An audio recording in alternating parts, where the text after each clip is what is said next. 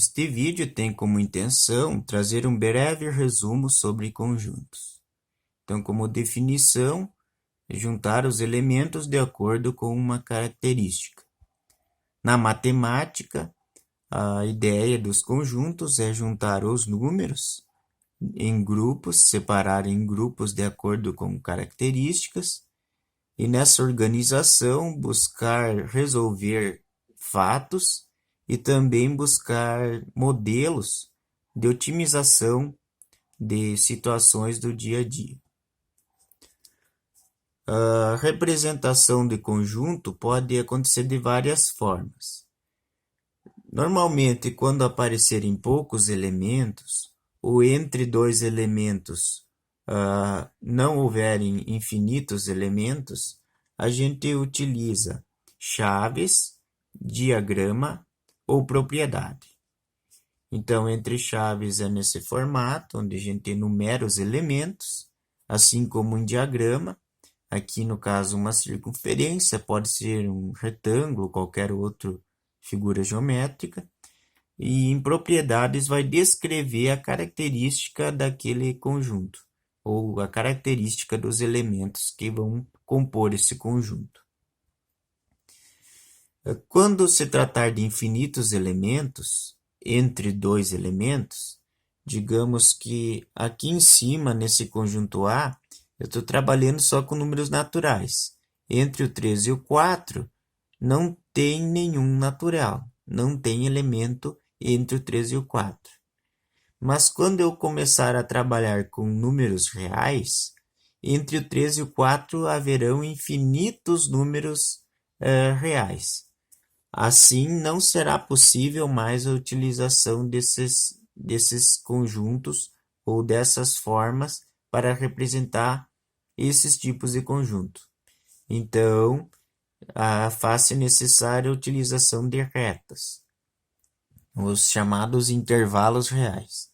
Então, aqui eu dei um exemplo, conjunto A vai do 1 até o 4, mas esse sublinhado aqui representa que tem infinitos elementos, todos os elementos entre 1 e 4, inclusive aqueles com vírgula, as dízimas periódicas, os números irracionais, fazem parte desse conjunto, desde que estejam entre 1 e o 4.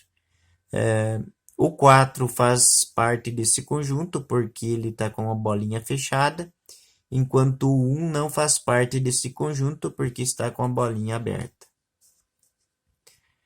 Tipos de conjunto. O conjunto unitário, no caso um dos mais comuns, os que mais aparece, são conjuntos que têm apenas um único elemento. Então, o conjunto A formado pelo elemento A. Então, vejamos que aqui o A maiúsculo, sempre letra maiúscula é nome do conjunto.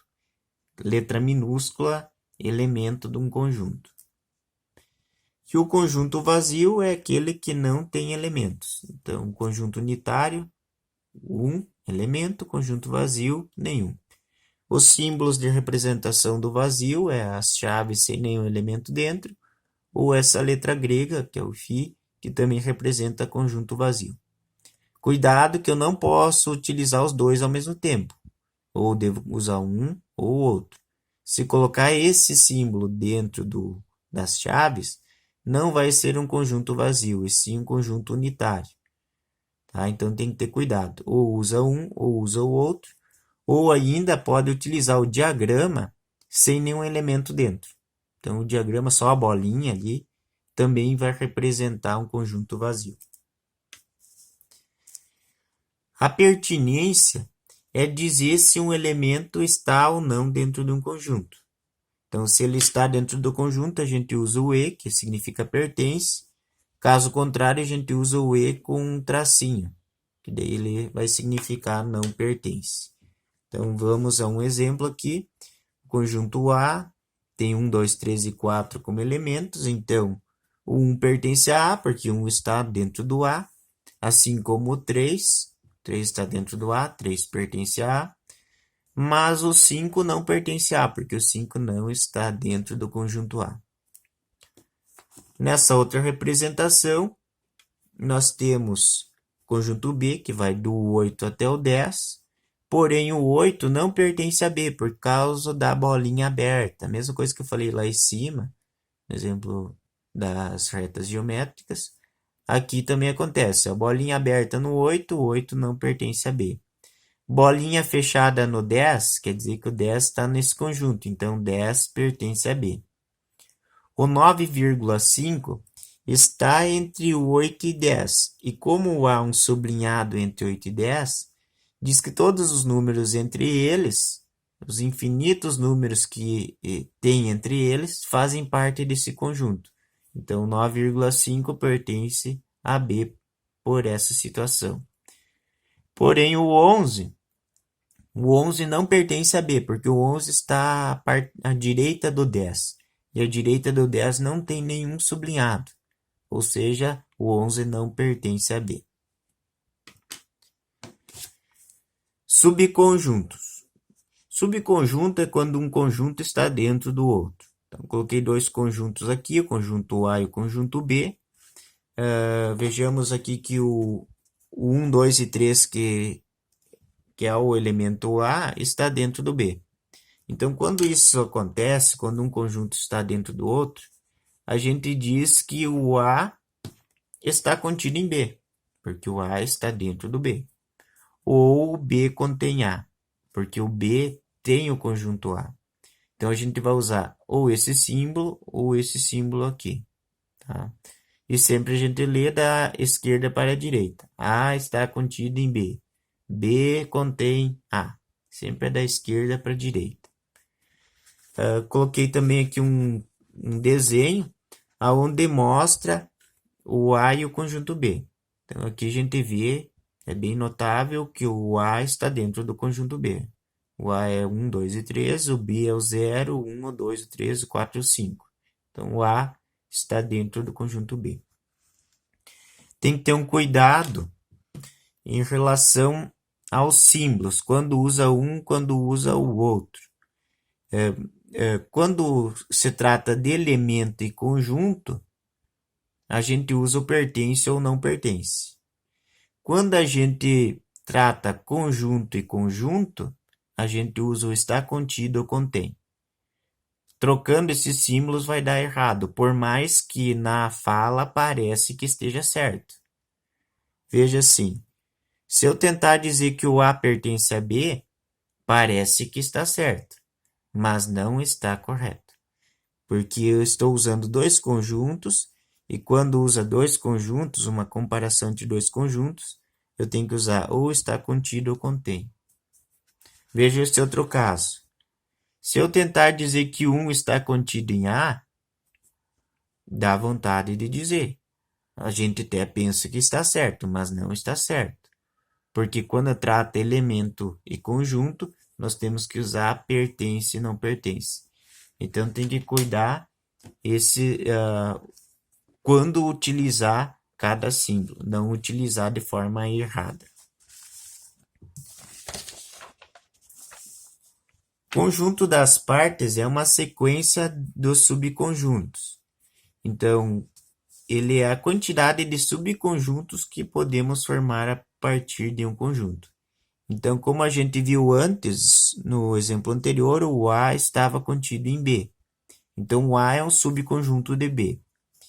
Aqui, nós vamos pegar um conjunto e, a partir desse conjunto, criar outros subconjuntos que estejam contidos dentro do A.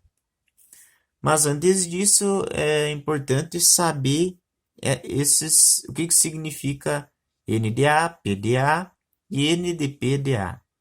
Tá? O NDA é o número de elementos de A, o PDA são as partes de A, e o NDPDA é o número de partes de A. Então, vamos ver aqui no exemplo para a gente entender.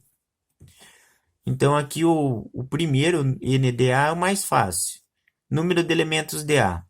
É só contar os elementos. Ó. Tem 1, 2, 3 elementos. Então, o número de elementos de A, 3.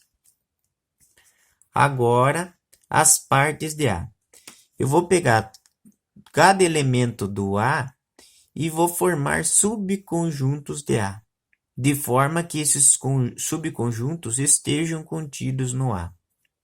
Então, primeiro começo com o 1. Formei um subconjunto. Depois com o 2, depois com o 3. Agora eu monto subconjuntos com dois elementos. Eu pego o 1 e o 2, eu pego o 1 e o 3, eu pego o 2 e o 3. Agora, vou pegar um subconjunto com os três elementos. Veja que esse subconjunto é o mesmo que o conjunto original. Será que pode? Pode. Um conjunto com os mesmos elementos, ele está contido dentro do próprio conjunto. Tá? E por último, o conjunto vazio. Como o conjunto vazio está contido no A? Sim, o conjunto vazio está contido em qualquer subconjunto. Então, aqui nós vemos que todos esses subconjuntos montados, todos eles estão contidos no A. Pode pegar qualquer um deles, estão contidos no A. E são todas as formas possíveis que estão contidas no A. Eu posso tentar formar um outro conjunto, esse outro conjunto não vai estar contido dentro do A. Então, partes de A é isso, pegar um conjunto e decompor ele formando outros subconjuntos. Agora vamos ver quantas partes de A tem. 1, 2, 3, 4, 5, 6, 7, 8 partes de A. Então, isso quer dizer que o número de partes de A é 8. Então, tem que cuidar para não confundir. Quando você pede PDA, são as partes. Quando você pede o número de partes de A, é o número de partes de A. É a quantidade. Então, só para a gente relembrar, N de PDA é o número de partes de A. E ainda a gente pode descobrir essa quantidade usando a seguinte forma. Número de partes de A é igual a 2 elevado ao número de elementos de A. Vamos testar aqui. Número de elementos de A eram 3. Então, 2 elevado a 3, ou 2 elevado ao cubo, é 8. Então, o número de partes de A é 8. Se o A tivesse um elemento a mais, iria ter 4 elementos. Então, 2 elevado na 4, ou 2 elevado na quarta, iria ter 16 partes de A. Ou seja, nós iríamos ter o dobro de partes que tem aqui. Se tivesse 10 elementos, eu ia trocar o N de A por 10 elementos. Então, ficaria 2 elevado a 10. 2 elevado a 10 daria 1024 partes de A. Então, essa forma auxilia nesses cálculos. O conjunto vazio é parte de todo subconjunto. Então, aqui é mais para relembrar o que foi dito antes. O vazio faz parte de qualquer conjunto. Então, vazio está contido em A, vazio está contido em B, vazio está contido em C. Em qualquer conjunto, o vazio está contido. E o próprio conjunto está contido nele mesmo. Então, se eu pego 1, 2 e 3, o próprio conjunto está contido nele mesmo. Então, digamos que aqui é o conjunto A e esse aqui é um conjunto B, então A estaria contido em B. Ou também poderia dizer que B está contido em A.